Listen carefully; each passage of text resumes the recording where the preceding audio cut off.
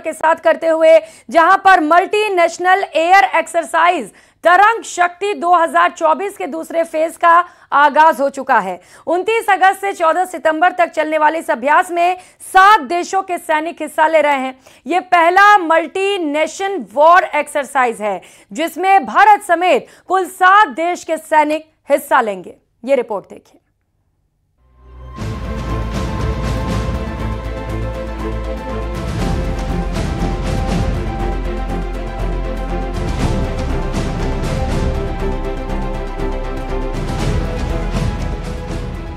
Multinational air exercise तरंग शक्ति 2024 का आगाज।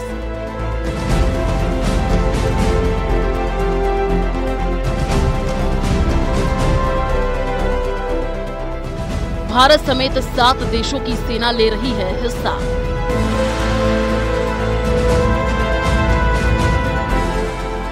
चौदह सितंबर तक चलेगा युद्धाभ्यास। राजस्थान के जोधपुर एयरबेस पर गुरुवार को बहुराष्ट्रीय हवाई अभ्यास तरंग शक्ति 2024 का दूसरा चरण शुरू हो गया है।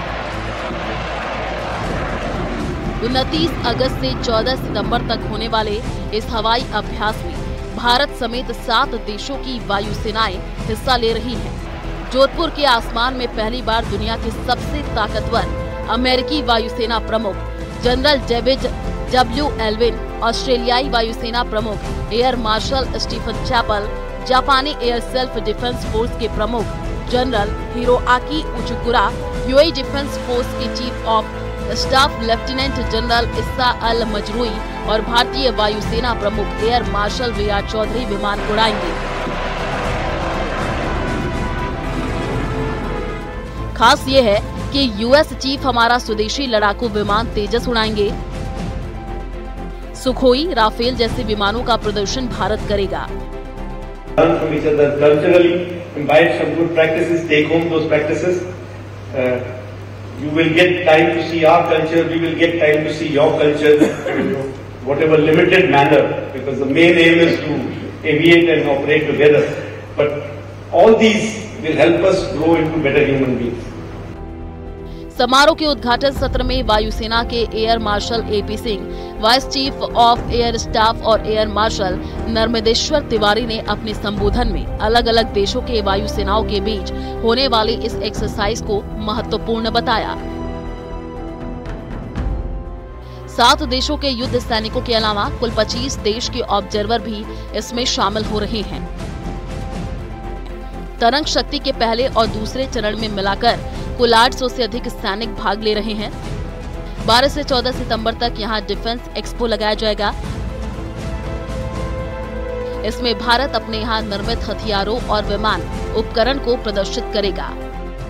On behalf of Vice Chief of Air Staff and entire Indian Air Force, it is my singular honor to extend a very warm welcome to each one of you to India and to Air Force Station Jodhpur. Today, at the inauguration of the second phase of exercise Tarang Shakti 2024, which is the largest international air exercise conducted in India, I feel proud that my command has been entrusted with this responsibility. तरंग शक्ति युद्धाभ्यास का प्रथम चरण 6 से 14 अगस्त तक तमिलनाडु के Sulur air force station पर हुआ था, जिसमें अधिकांश यूरोपीय देश, ब्रिटेन, फ्रांस, जर्मनी और स्पेन शामिल हुए थे। देश में ये पहला मल्टीनेशनल वॉर एक्सरसाइज हो रहा है, जिसमें कि भारत दल के अलावा Japan, Greece, USA, Australia, UAE, Sri Lanka, Singapore की वायु सेनाओं की दल सेनाएं भाग ले रही हैं। आने वाले दिनों में दूसरे देशों के सेनाध्यक्षों की विजिट भी यहां होने वाली है। तरंग शक्ति 2024 के दूसरे चरण में देश और विदेश के विमान इसका हिस्सा रहने वाले हैं। मल्टी नेशनल एयर एक्सरसाइज के लिए मित्र देशों के एयरक्राफ्ट जोधपुर आ चुके हैं। जापानी एयर सेल्फ डिफेंस फोर्स का कार्गो विमान पहुंच चुका है। जापान के अलावा US, Australia, Greece, UAE, Hungary की वायुसेना का दल पहुंचा है। युद्धाभ्यास में यूएस का F-18, जापानी F-2, यूएई F-16, यूएस का A-10 Thunderbolt, USC 130 Jodhpur airbase पहुंच चुका है। भारत की सैन्य शक्ति के विकास और ग्लोबल अलायंस में महत्वपूर्ण भूमिका निभाने के उद्देश्य से इंडियन एयरफोर्स की मेजबानी में हो रहे इस युद्धाभ्यास से अन्य देशों की वायुसेना के बीच समन्वय बढ़ेगा। तरंग शक्ति की मेजबानी करके भारत सैन्य मजबूती और ताकत के साथ सुरक्षा ग्लोबल डिफेंस इकोसिस्टम में भागीदारी निभाने का संदेश देगा। जोधपुर से न्यूज़ 18 राजस्थान के लिए रंजन दवे की रिपोर्ट।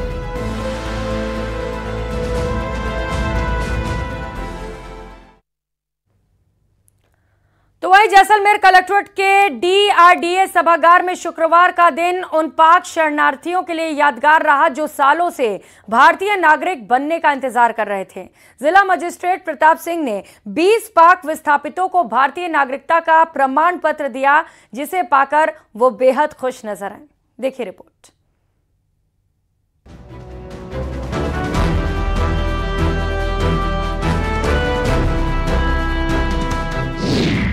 पाक विस्थापितों को मिली नई पहचान।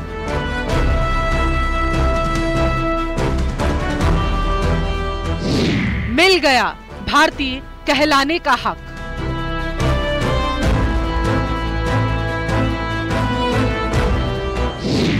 नम आंखों से बोले, आज हम बहुत खुश हैं। भारत सरकार को धन्यवाद करते हैं कि हमें नागरिकता मिली, आज हम बहुत खुश हैं।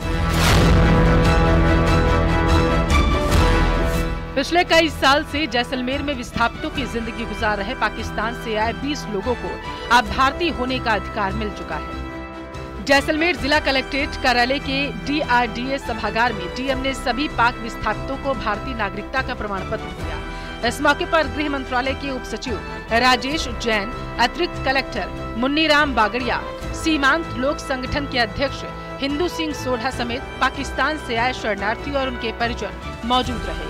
भारतीय नागरिक बनने पर तमाम विस्थापितों की खुशी का ठिकाना न रहा। अब दंगा फसाद निकल होते थे, शरणार्थी है, वहाँ से आए हम, आज हम नागरिकता के लिए आज सरकार, भारत सरकार को धन्यवाद करते हैं कि हमें नागरिकता मिली। आज हम बहुत खुश हैं, आज बहुत ही खुश हैं, बहुत ज्यादा खुश हैं। भारतीय नागरिक बनने के बाद खुशी जाहिर करते हुए पाक विस्थापितों ने बताया है कि वे भारतीय नागरिक बनने पर बेहद खुश हैं। उन्होंने इस खुशी को मिठाई बांट और एक दूसरे को माला पहनाकर जताया है। अपना घर बार, परिवार, व्यापार, कारोबार सब छोड़कर 1 दशक से ज्यादा समय पहले अपने वतन में आए इन 20 विस्थापितों का संघर्ष अब खत्म हो चुका है। पाकिस्तान से आए 2012 चौथे महीने की 20 तारीख जी। लोग कहते हैं ये पाकिस्तानी है और इसीलिए अब अभी तो हम नागरिक हो गया, अभी तो हमने भारत के हो गए, बहुत भारतीय हो गए। भारत माता की जय। बहुत खुशी है। भारत की नागरिकता पाने पाक विस्थापित पाकिस्तान से प्रताड़ित होकर भारत आए थे। यहाँ आने के बाद वतन लौटने की खुशी थी, लेकिन सुविधाओं का अभाव भी था। अब जब नागरिकता मिल चुकी है तो इन्होंने पीएम मोदी का आभार जताया और भारत माता की जयकार लगाई। दुख तो बहुत था, दिल्ली के चक्कर बहुत घाटे, कम से कम 6 बार दिल्ली जाके आया, फिर अभी नागरिकता मिली, बहुत खुश हूँ। ये तो पाकिस्तान हमारे का तो लगता है ये भारत ही जी, बहुत बड़ी खुशी है। गौरतलब है कि 2016 से आज तक कुल 75 पाक विस्थापितों को जैसलमेर में भारतीय नागरिकता मिली। लंबे अरसे से ये लोग जिस सपने को देख रहे थे वो पूरा हो चुका है। अब इन्हें उम्मीद है कि इनकी बाकी जिंदगी भारत में बिना किसी परेशानी के ही बीतेगी। जैसलमेर से न्यूज़ 18 के लिए सामल दान की रिपोर्ट।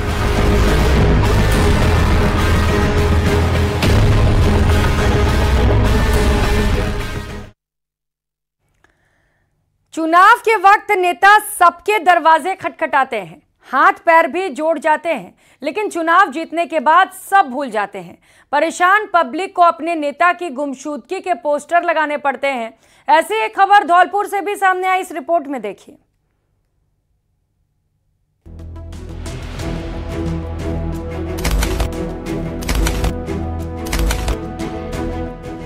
जब अनसुनी हुई हर गुहार, परेशान लोगों ने निकाली राह, विधायक के लापता होने के लगाए पोस्टर,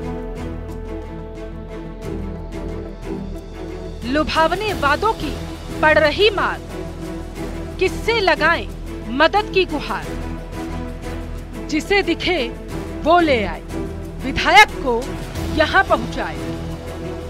कई महीनों से पानी ने लोगों को बंधक बना रखा है और हर समस्या से निजात दिलाने का दावा करके लोगों के वोट से नेता बनने वाले विधायक लापता है। धौलपुर शहर में हुई बारिश से आम जन का हाल बेहाल है। हम आज खड़े हैं मानसरोवर कॉलोनी में, जो सैंपो रोड स्थित पड़ती है। यहाँ पर हमने आकर के देखा तो देखिए, ये मैं आपको एक तस्वीर दिखाने की कोशिश करूँगा कि ये तस्वीर है, इस पर विधायक शोभा रानी कुशवाहा लापता का ये पोस्टर लगे हुए हैं।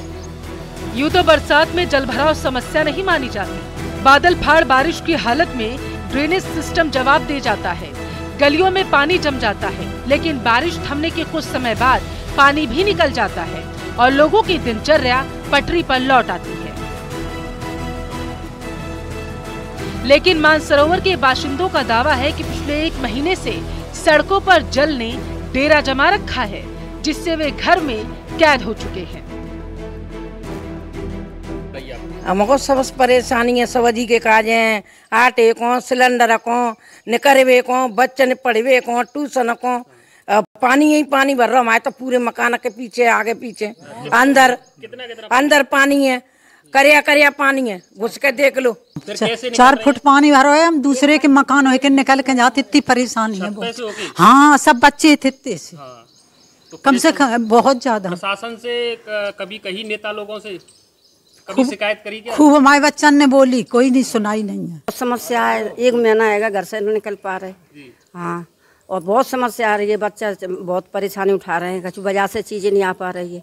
महाराज, मेरा नाम अमित यादव है, मैं खुद एनजीओ चलाता हूँ और मैंने इसकी कई बार प्रस्ताव नगर परिषद में, कलेक्टर साहब के यहाँ पे इतनी बार दे चुका हूँ, पर किसी के कान पे जूं तक नहीं रेंगता। मैंने उनसे कहा, एक बार आप हमारे घर पर नाश्ता ही करे आओ, चाय पिया। शोभा रानी मैडम साहिबा से तो मैंने ये कहा कि मैडम एक बार मेरे घर पे आके आप चाय पी जाओ एक।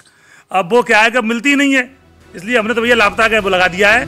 परेशान पब्लिक बता रही है कि उसने अपनी समस्या के समाधान के लिए धौलपुर विधायक को वोट दिया था, लेकिन चुनाव जीतने के बाद विधायक लापता है। सरकारें सड़कों के निर्माण में करोड़ों रुपए खर्च करती है, लेकिन ये निर्माण भ्रष्टाचार की भेंट चढ़ जाता है। अपनी इसी रिपोर्ट में हम आपको दिखाएंगे कि प्रदेश के अलग अलग इलाकों में किस तरीके से भ्रष्टाचार किया गया है। देखिए तस्वीर।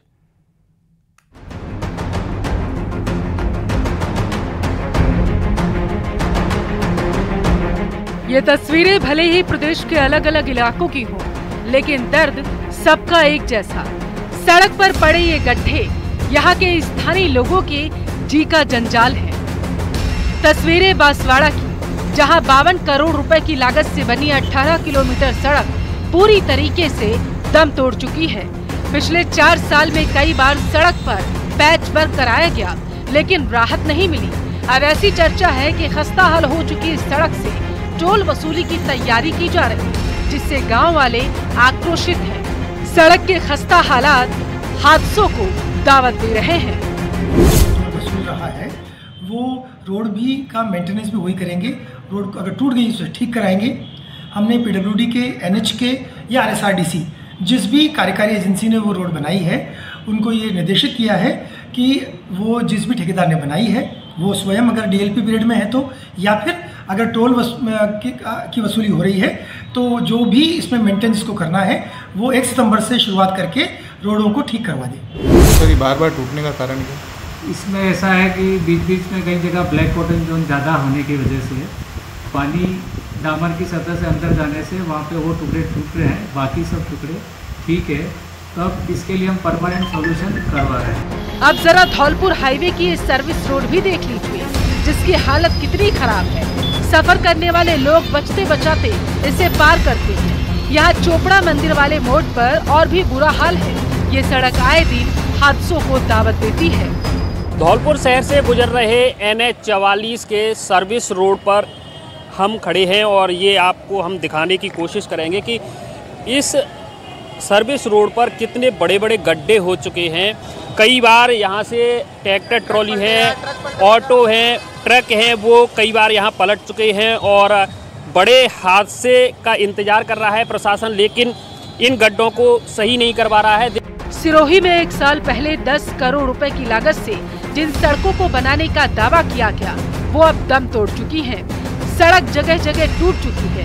लोग जान अपनी हथेली पर रखकर सफर करते हैं। राहगीरों को राहत देने के लिए सरकार द्वारा 10 करोड़ रुपए सड़क निर्माण के लिए पास किए गए थे और उनमें 35 सड़कें बनाई गई थी। सड़कों की हालत बताऊंगा। सड़कों की हालत जो है बिछाया हुआ था, पूरी तरह से सड़क जो है टूट चुकी है। डामर जो है पूरी तरह से उखड़ चुका है। भ्रष्टाचार की भेंट जो है ये सड़क उतर चुकी है। देखने वाली बात यह है, राहगीरों को यहाँ पर अपनी जान हथेली को लेकर चलना पड़ रहा है। ये तस्वीरें हैं डीडवाना के वार्ड नंबर 1 की, जहाँ के लोगों को नगर परिषद और जलदाय विभाग की लापरवाही का खामियाजा भुगतना पड़ रहा है। लोगों का आरोप है कि 6 महीने पहले जिस सड़क को खोदा गया उसे रिपेयर नहीं करवाया गया, जिसकी वजह से हादसे हो रहे हैं। यहाँ सड़कों के साथ साथ सफाई और बिजली की समस्या भी लोगों को परेशान कर रही। लोगों का आरोप है कि कई महीने से ना तो रात में स्ट्रीट लाइट जलती है, न ही कचरा उठाने के लिए गाड़ी आती है। ऐसे में परेशानी दोगुनी हो चुकी है। 6 महीने से समस्या चल रही है। क्या क्या समस्या इस मोहल्ले में चल रही है? ये है कि रोड टूटी हुई है, जो बच्चे भी बाहर जाते तो बाहर से बच्चों को वैन में बिठाते, ये प्रॉब्लम है। अरे कचरे की गाड़ी नहीं आती है। सरकार जनता की सहूलियत के लिए करोड़ों रुपए खर्च करती है, लेकिन जिस तरीके से अलग अलग इलाकों से आई ये तस्वीरें हालात बयान कर रही है, उससे साफ है कि विकास कहीं न कहीं भ्रष्टाचार की भेंट चढ़ चुका है। Bureau report, news 18 Rajasthan. तो वहीं भरतपुर के कई गांव में आसमान से बरसी आफत लोगों के लिए मुसीबत का सबब बन गई है। गांव की सड़कें जलमग्न हैं, घरों में पानी भरा हुआ है। बारिश के चलते कई घरों में दरारें आ चुकी हैं। लोग डरे हुए हैं। इस रिपोर्ट में देखिए।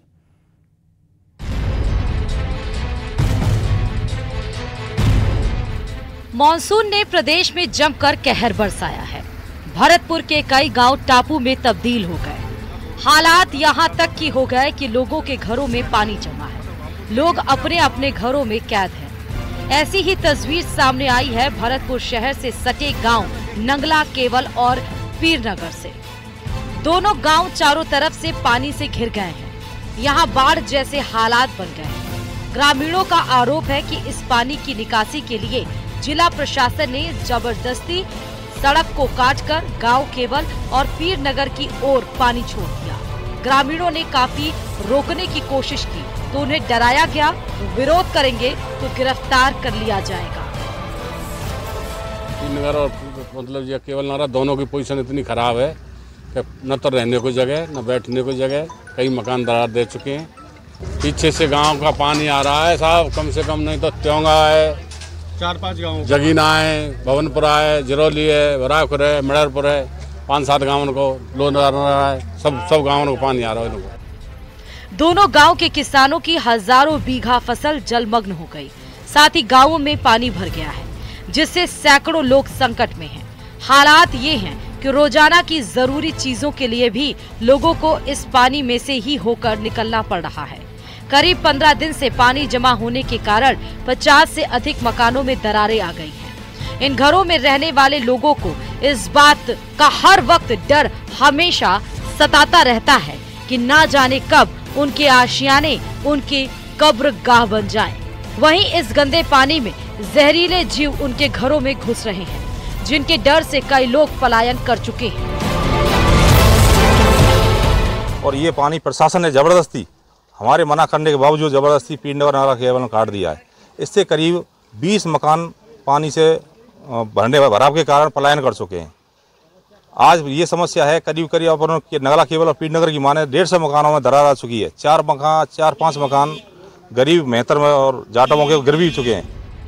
कुदरत की मार झेल रहे ग्रामीणों की मांग है कि प्रशासन जल्द से जल्द उनकी तरफ ध्यान दे, ताकि आसमान से बरसी आफत से उन्हें राहत मिल सके।